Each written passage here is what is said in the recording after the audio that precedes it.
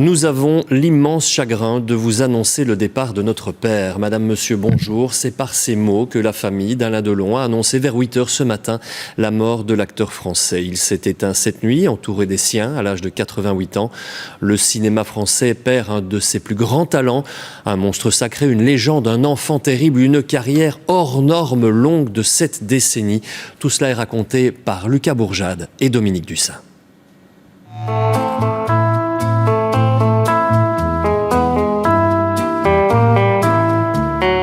César a tout réussi, tout conquis. C'est un guépard, un samouraï. Il ne doit rien à personne, ni à Rocco, ni à ses frères, ni au clan des Siciliens. C'est un exercice d'autodérision auquel Alain Delon ne nous avait pas habitués, se moquant de son image d'homme autosatisfait, parlant de lui à la troisième personne, tout en faisant allusion à ses grands films et à sa carrière exceptionnelle. Une carrière débutée à la fin des années 50, repérée par Yves Allégret, jouant aux côtés d'un autre débutant, Jean-Paul Belmondo, avant d'être révélé aux côtés de Romy Schneider en 1958 dans Christine, le début d'une histoire d'amour magnifique entre la belle Allemande et le beau Français. De t'aimer! Pour l'éternité!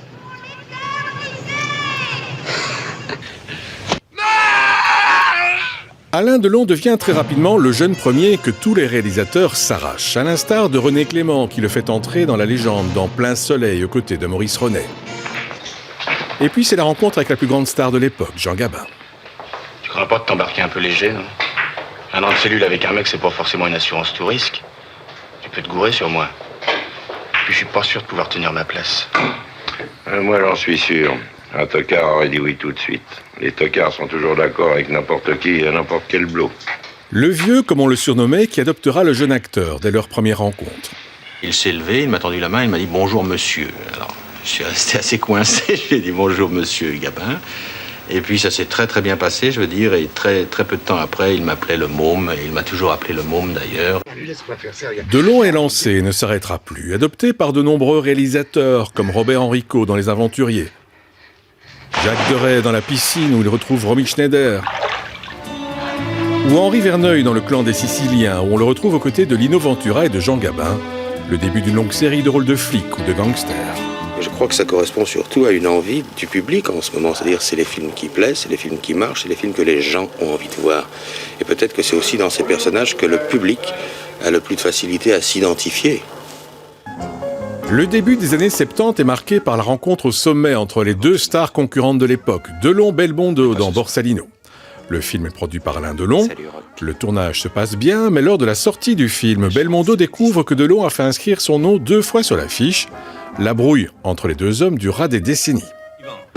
Chacun sortira chaque année un film policier, des films qu'Alain Delon produira et réalisera fréquemment, perdant petit à petit le soutien des critiques qui lui reprochent de jouer sans cesse le même rôle. Si vous prenez la panoplie de mes films et que vous passez de Klein à Zorro, en passant par le professeur, au clan des Siciliens, à Rocco ses frères et la veuve Coudert, ce que vous voulez, vous apercevez que c'est tellement diamétralement opposé et que ce sont des personnages tout à fait aux antipodes l'un de l'autre. Donc je veux dire, moi je peux faire la même année Monsieur Klein et Zorro, c'est quand même assez surprenant.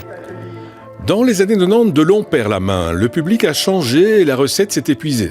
La star fera encore quelques apparitions au cinéma, fera du théâtre et de la télévision, redevenant petit à petit culte et célébré, comme cette légende du cinéma le méritait. Alain Delon est mort cette nuit dans sa maison de Douchy. C'est là que nous nous rendons en direct pour retrouver Adeline Percept. Adeline, bonjour. Dans le communiqué que j'ai évoqué en début de journal, la famille a demandé le respect de son intimité. Mais on sait que les hommages sont difficiles à arrêter. Alors, est-ce qu'il y a beaucoup de monde dans le village? Est-ce que la demande de la famille est respectée? Oui, écoutez, il y a encore ici, je dirais, une vingtaine de personnes. Il faut dire que la gendarmerie a coordonné les lieux, mais tout se passe vraiment dans le calme, dans le respect. Les gens viennent juste déposer quelques fleurs devant cette demeure, le château de Douchy. C'est ici qu'Alain Delon s'est éteint cette nuit avec ses 3 enfants et avec son fidèle chien Loubo. Pour vous fixer le décor, cette demeure est tout à fait particulière. Elle fait 120 hectares et Alain Delon y tenait particulièrement particulièrement. Il était tombé ici sur cette maison au début des années 70 en se perdant en voiture. Et il avait vu qu'elle était complètement close de murs. Il s'est dit, c'est là que je vais faire mon havre de paix. Et de fait, ces dernières années, il répétait souvent que les animaux sauvages vivaient en parfaite liberté avec les animaux domestiques. Et c'est ici qu'il a non seulement choisi de s'éteindre, mais aussi qu'il a passé les dernières années de sa vie. Merci Adeline pour ces premières impressions sur place. On vous retrouve dans un instant pour évoquer la manière dont les funérailles pourraient être organisées. Hommage à Douchy, on vient de le voir, hommage un peu partout dans l'Hexagone. Et comme souvent quand un grand nom s'en va, les hommages viennent de tous les milieux. Nous avons recueilli les premières déclarations. Elles sont compilées par Karima Saïdi et Nathalie Massard. Adieu l'ami. Philippe Labro a été le premier à réagir. L'écrivain journaliste salue un homme qui était habité par la grâce. Avec Belmondo, ils avaient l'étoffe des héros. Sur Instagram, le fils de Bébel rend hommage à Alain Delon. Un jour, vous m'avez dit que mon père vous manquait. Aujourd'hui, c'est vous qui allez énormément nous manquer. Jean Dujardin, lui, partage sa peine en toute sobriété avec ce cliché de l'acteur dans La fleur de l'âge. Sans commentaire. Mais les hommages sont évidemment aussi politiques, surtout à droite. À l'extrême droite d'abord, Marine Le Pen salue le départ d'une légende. Alain Delon nous laisse orphelins de l'âge d'or du cinéma français qu'il incarnait si bien. C'est une partie de la France que l'on aime qui part avec lui, écrit-elle. Sur le réseau social X, Rachida Dati adresse ses pensées à la famille de l'acteur. On le croyait immortel, écrit la ministre de la Culture. Il laisse la France orpheline de sa plus belle incarnation à l'écran. La ministre regrette aussi la mort, ce sont ces mots d'un ami cher. Emmanuel Macron, lui, salue la mémoire d'un monument français qui a fait rêver le monde. Monsieur Klein ou Rocco, le guépard ou le samouraï, Alain Delon a incarné des rôles légendaires et fait rêver le monde, prêtant son visage inoubliable pour bouleverser nos vies. Mélancolique, populaire, secret, il était plus qu'une star, un monument français. Hommage appuyé aussi des professionnels du 7e art qui l'ont côtoyé, l'ancien président du Festival de Cannes en tête. Un lion en majesté, un acteur au regard d'acier d'une beauté insolente, écrit Gilles Jacob. Un samouraï inoubliable, alliant la sobriété, le contrôle, une présence à la fois douce et carnassière, la lucidité, la carrière triomphante, les amours si belles. Mais la nouvelle de la disparition de l'acteur fait réagir bien au-delà des frontières de l'Hexagone. Toute la presse italienne titre ce matin sur la mort de l'inoubliable interprète de Tancrède dans Le Guépard de Visconti, aux côtés de Claudia Cardinal, inoubliable Angelica elle aussi. Le bal est fini, écrit-elle dans un communiqué. Tancredi s'en est allé danser avec les étoiles. À toi pour toujours, Angelica. Hugues Dailly, bonjour. Bonjour Sacha. Spécialiste cinéma à la RTBF, vous avez rencontré Alain Delon à plusieurs reprises. Vous en retiendrez quoi ? Ah, c'était un félin, c'est-à-dire qu'il avait un instinct pour sentir les gens. S'il ne vous sentait pas, je pense qu'il pouvait être extrêmement désagréable. Et si il avait le sentiment qu'il pouvait être en confiance, eh bien, je me souviens très bien, il m'a invité 2 jours sur un tournage d'un film qu'il tournait en Belgique. Il m'a dit, vous tournez absolument ce que vous voulez. C'est très très rare, ce genre d'attitude. Et ça m'a permis de l'observer au travail. Et c'était un homme incroyablement solitaire. Il prenait ses déjeuners à part, dans la cour. Vous aviez toute l'équipe, les techniciens, pas par arrogance, simplement par une difficulté de contact au quotidien. C'était pas du tout quelqu'un qui allait taper sur l'épaule du réalisateur. Là, il était avec Jacques Deray, qu'il connaissait depuis la piscine. Et il y avait une distance respectueuse entre eux qui était assez étonnante. Il avait aussi, pour des scènes où il n'y avait pas beaucoup de dialogue, une doublure lumière. Donc tout s'installait sans lui. Il arrivait au dernier moment, tel un seigneur, et il jouait sa scène. Très très intéressant à observer. Dans les hommages, on a entendu le mot mélancolie. Ça frappe, hein, ça paraît être un personnage très froid, très distant. Est-ce que c'était un acteur et un homme heureux, non, je pense qu'il était totalement inapte au bonheur. Je pense que d'abord, il vivait dans la nostalgie. La nostalgie de... Il a eu la chance et en même temps le malheur de démarrer avec les tout grands. Avec Visconti pour Le Guépard, avec Melville pour Le Samouraï, avec Jean Gabin. Et il a vu tous ces géants disparaître au cours des années 70.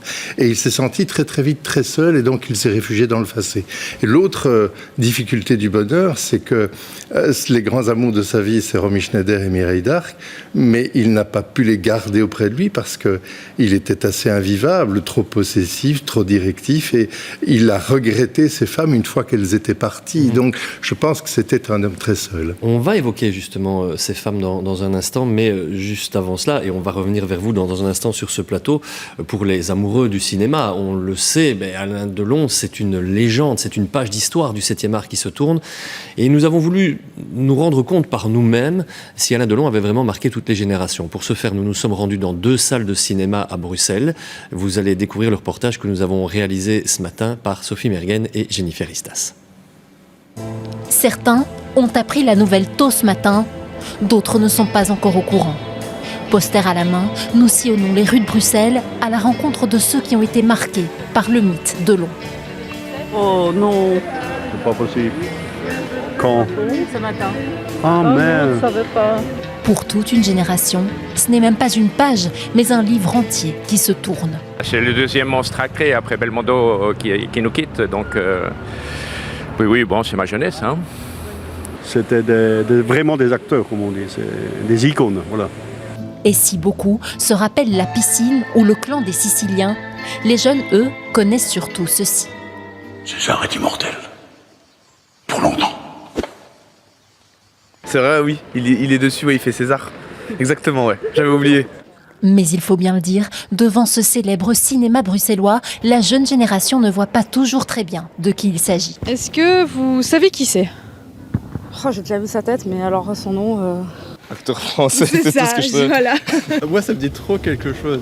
J'ai l'impression que c'est un très connu. Oui, comment il s'appelle? Oui. C'est pas Alain Delon.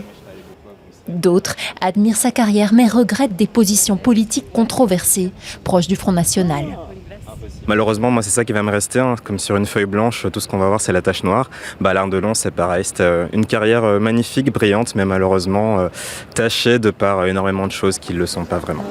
Mais l'acteur restera clairement gravé dans les mémoires. Il est parti, mais il n'est pas parti. Vous savez, il vit encore avec nous. Il vit encore parmi nous. Car ces films, eux, sont immortels. Alain Delon, c'était un grand nom, un grand acteur, et on sait que pour ces personnages-là, il est parfois bien difficile de cacher sa vie privée. On sait que ce n'était pas un compagnon facile, on sait que ce n'était pas un père facile non plus. On a beaucoup découvert sa vie privée dans certains médias, des médias qui ont aussi étalé au grand jour le déchirement de la famille. Ça s'est passé parfois même sur les réseaux sociaux, avec en toile de fond, et comme souvent, des questions d'héritage. Julie Rance, Dominique Dussat. Alain Delon n'a pas été qu'un séducteur au cinéma. Souvent, ses partenaires dans un film sont devenus ses compagnes dans la vie. À commencer par Romy Schneider, rencontrée en 1958 sur le tournage de Christine. On les présente alors comme les fiancés du cinéma. Pourtant, leur histoire tournera court. Alain Delon a rencontré Nathalie. Il décide que ce sera la femme de sa vie et abandonne Romy en lui laissant une simple lettre de rupture accompagnée d'un bouquet de roses. Romy Schneider sera anéantie, mais une amitié immense les liera jusqu'à la mort de l'interprète de Sissi. Nathalie sera la seule femme qu'Alain épousera, ce sera en 1964. Quelques mois plus tard naîtra Anthony, le premier fils de l'acteur.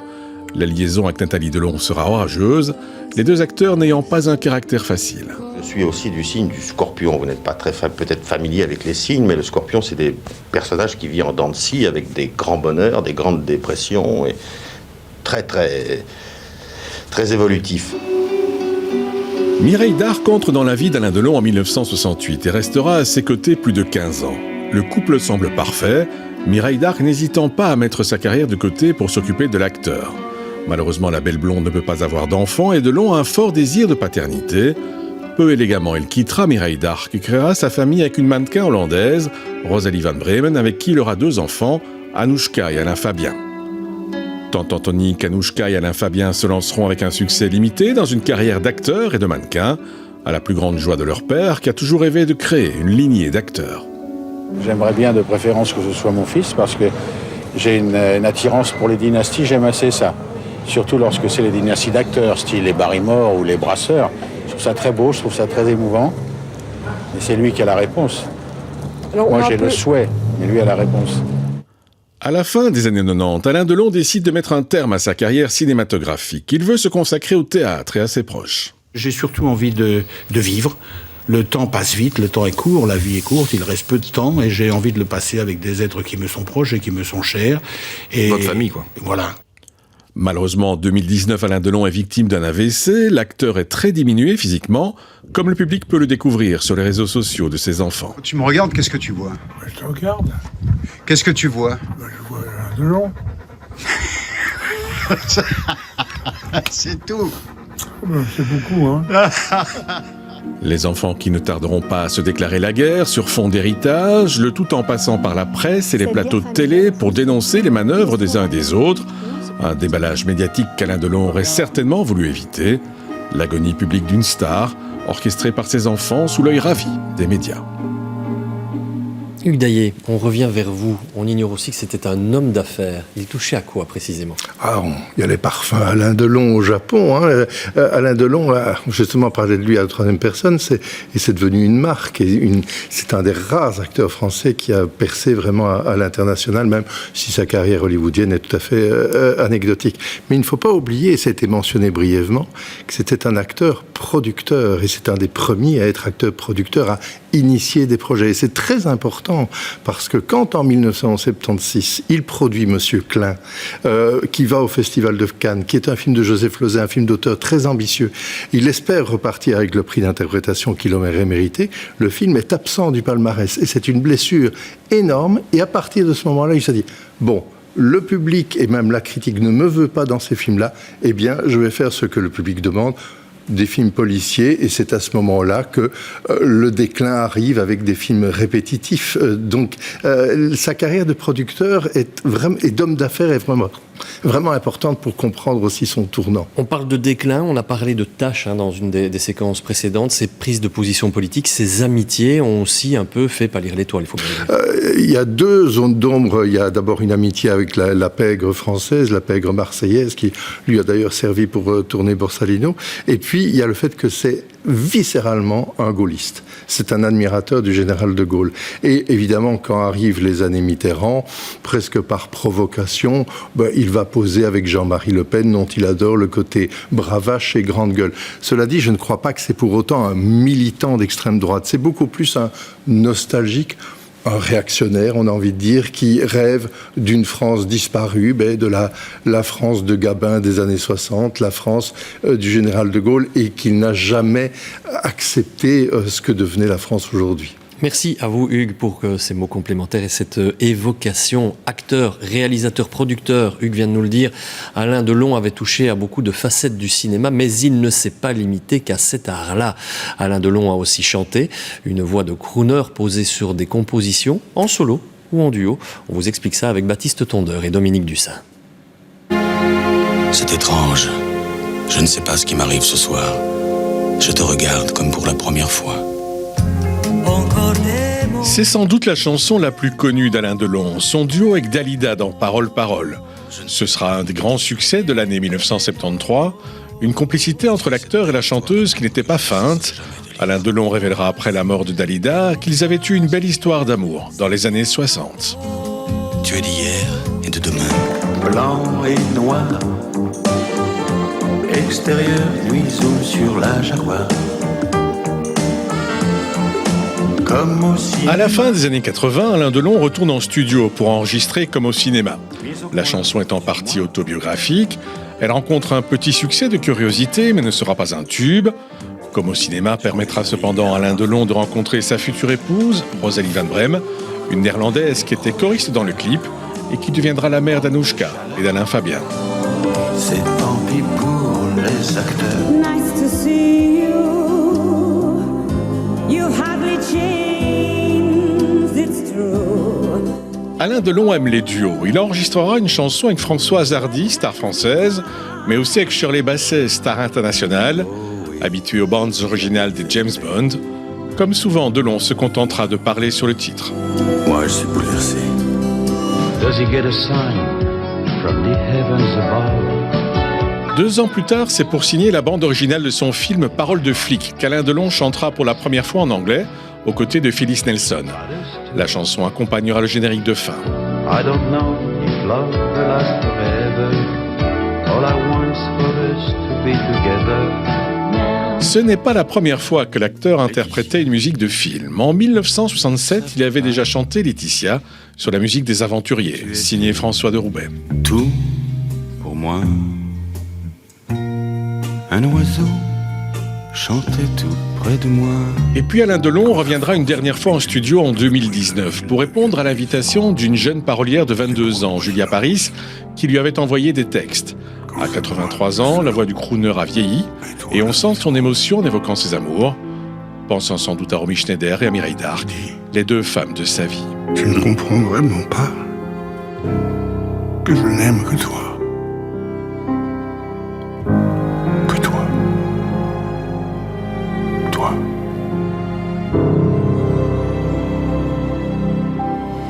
On va retourner quelques instants à Douchy, là où est décédé, je vous le rappelle, Alain Delon, cette nuit, à l'âge de 88 ans. Adeline Percet, vous êtes toujours sur place. Est-ce qu'on en sait déjà un petit peu plus sur ce qui va suivre? Et je pense évidemment à l'échéance des funérailles.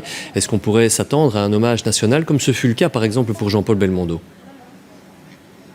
Oui, alors l'hommage national est clairement déjà évoqué par l'Élysée, qui dit être en contact avec ses proches, avec sa famille, pour ne rien faire sans eux, bien évidemment. Concernant ses obsèques, eh bien Alain Delon avait déjà prévu de façon très précise ce qu'il voulait. Il voulait que sa dépouille soit exposée un temps ici à Douchy, mais devant une quinzaine de personnes, grand maximum. Et il voulait aussi être enterré ici, parmi ses chiens, ces 35 chiens qui l'ont accompagné tout au long de sa vie, qui ont chacun leur tombe ici dans le domaine de Douchy. Il voulait reposer là, c'est ce qu'il avait dit ces derniers temps. Merci à vous, Adeline Percet, pour ces ultimes précisions. Voilà pour cette évocation suite à la disparition d'Alain Delon. Sachez encore que la Une va bousculer ses programmes ce soir. D'abord avec à 20h50 la diffusion du film Une chance sur deux. Alain Delon y est accompagné à l'affiche de Jean-Paul Belmondo et de Vanessa Paradis. Et puis dans la foulée de ce film, nous vous proposons le documentaire Alain Delon, c'est inconnu, en clôture donc de cette soirée en hommage à l'acteur français. Nous reviendrons bien sûr sur cette disparition très largement dans notre édition de 19h30.